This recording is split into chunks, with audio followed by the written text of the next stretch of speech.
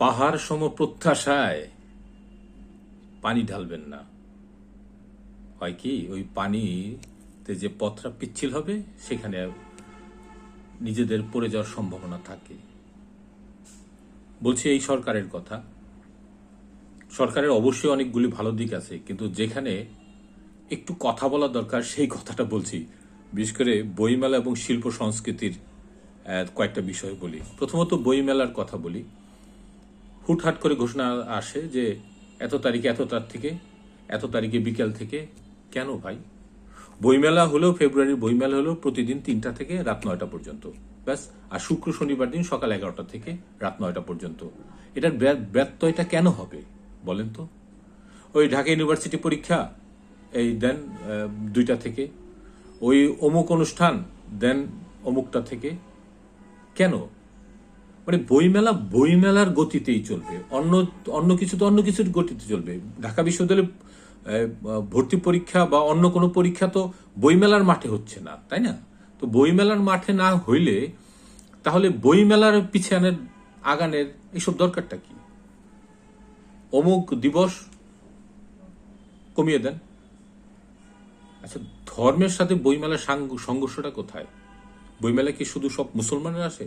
বইমেলায় কি শুধু সব হিন্দুরা আসে, বৌদ্ধরা আসে, খ্রিস্টানরা আসে? এটা তো সম্মিলিত একটা জাতিসত্তার মেলা।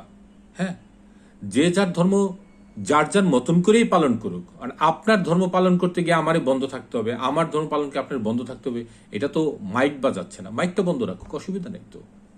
যদি মাইকে ক্ষতি করে মাইক বন্ধ রাখুক। আবার কিছু ট্রেন্ড চালু হয়েছে যে লালন মেলা, কোন এলাকার লালন মেলা বন্ধ করে দিল। কেন ভাই? আপনাদের তো এমনিতেই এক সময় বাজেভাবে দেখতো, অনেক বছর পরে আপনাদের সুনাম হচ্ছে। আপনাদের ওই পেছনের অতীতটা ভুলে মানুষ সহজে গ্রহণ করা শিখছিল যে না, তারা দেশের পক্ষে কাজ করে। এবং আপনাদের বেশিরভাগই এখন মন মানসিকতা ভালো, কিন্তু এই যে মুষ্টিময় কিছু অতি উৎসাহী লোকের জন্য আবার আপনাদের কিন্তু বদনাম হচ্ছে। আর এই যে বাংলা একাডেমির যে মহাপরিচালক সাহেব, সে তো একদম মুক্ত মানা মানুষ, শিক্ষিত মানুষ। তার বক্তৃতা আমি মন্ত্রমুগ্ধের মতন শুনি, কিন্তু তাকেও তো উল্টাপাল্টা মানুষের সাথে আপোষ করতে হয় কেন? তাহলে থাকার দরকারটা কি? মানে নিজের পার্সোনালিটি রেখে চলাটা উত্তম। প্রশাসন, কারণ বাংলা একাডেমি স্বায়ত্তশাসিত প্রতিষ্ঠান, এটা সরকারের কিছু না। বাংলা একাডেমির তত্ত্বাবধানে বইমেলার মতন হতে হবে। আপনার জন্য, তার জন্য, হ্যার জন্য, ফ্যার জন্য, এইসবের জন্য কমানো, বাড়ানো, আগানো, পিছানো কোনো মানে নাই। দেশের যদি খুব গুরুত্বপূর্ণ ঘটনা ঘটতো, যেমন একবার করোনার কারণে বইমেলা মার্চে হলো বা মার্চ এপ্রিলে হয়েছে, সেইটা হইতে পারে জাতীয় দুর্যোগ, জাতীয় কোনো সমস্যার কারণে। কিন্তু কোনো ধর্মীয় ব্যাপারে কারো বিশেষ গোষ্ঠীকে খুশি করানোর জন্য, অমুক প্রতিষ্ঠানকে খুশি করানোর জন্য, সরকারকে খুশি করানোর জন্য তো এই একটা সিস্টেমকে তো আগানো পেছানোর দরকার নাই। আরেকটা বিষয় আছে যে বইমেলা নিয়ে প্রচারণা নাই। আমাদের মিডিয়ার বহু মানুষ জানে না যে বইমেলা হচ্ছে। মিডিয়ার কথা, আর সাধারণ মানুষ তো দূরের কথা। কেউ আবার জানেই না বইমেলা কই হয়। এখন বলবেন এত বছর যাবৎ বইমেলা হয়ে সে জানে না কেন? কলকাতার বইমেলার কথা চিন্তা করেন।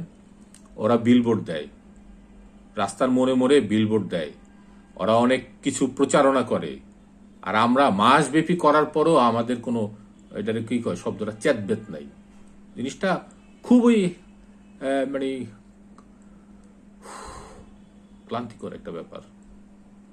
যথাযথ প্রচারণা নাই, যথাযথ নিয়ম শৃঙ্খলা নাই, হকার প্রচুর ঢোকে, যথাযথ পরিকল্পনা নাই। এবার স্টলের সংখ্যা কয় হাজার আল্লাহ জানে। বাংলা একাডেমির নিয়ম আছে 25টা বই না করলে সে স্টল বরাদ্দ পায় না। আর 3টা বই নিয়ে স্টল বরাদ্দ পাইছে, এরকম 5টা বই নিয়ে স্টল বরাদ্দ পাইছে। এটা কোন তরিকায় পাইলো?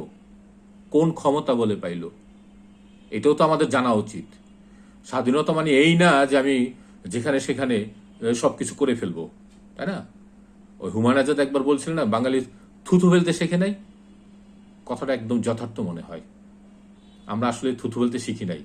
আমরা থুতুটা ওই জায়গা মতো ফেলবো, তখন বুঝবেন যে থুতু কি জিনিস।